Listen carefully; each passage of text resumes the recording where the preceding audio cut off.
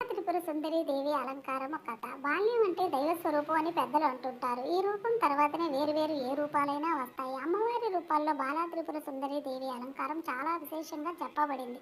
బాల అంటే చిన్నపిల్ల అని అర్థం. అమ్మవారు మొదటగా చిన్నపిల్లగా ఇంటికి వస్తుంది. మన ఇంట్లో ఉండే చిన్నపిల్లలు కూడా బాలా త్రిపుర సుందరి దేవి ప్రతిరూపాలు. ఈ రోజు అమ్మను ధ్యానిస్తే సంతానం లేని వాళ్లకు సంతానం కలుగుతుంది. అమ్మవారు తీవ్రమైన శక్తి కాబట్టి ఆమెను మొదటగా చిన్నపిల్ల నుంచి మొదలుపెట్టి పెద్ద శక్తిగా ఈ నవరాత్రులు అమ్మవారిని కొలుస్తారు.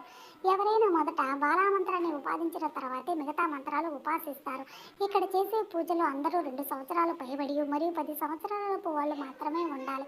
శరన్నవరాత్రి మొదటి రోజు అమ్మవారు బాలా త్రిపుర సుందరిగా దర్శనమిస్తారు. త్రిపురుని భార్య త్రిపుర అంటే ఈశ్వరుని భార్య గౌరీదేవి అని అర్థం. మనసు, బుద్ధి, చిత్తము, అహంకారము త్రిపురా సుందరి దేవి ఆధీనంలో ఉంటాయి.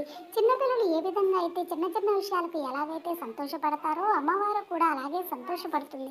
బండాసురుడు అనే రాక్షసుడు 32 మంది సంతాన రాక్షసులను దండయాత్రకు పంపిస్తే అమ్మవారు కూడా తన శక్తినంతా బాలారూపంలో నింపి రాక్షసుల పైకి దండయాత్ర చేసి విజయాన్ని సాధిస్తుంది. ఈరోజు మనకి లేత గులాబీ రంగులో దర్శనమిస్తుంది. అమ్మవారికి ఈరోజు నైవేద్యం పులిహోర, కట్టె పొంగలి.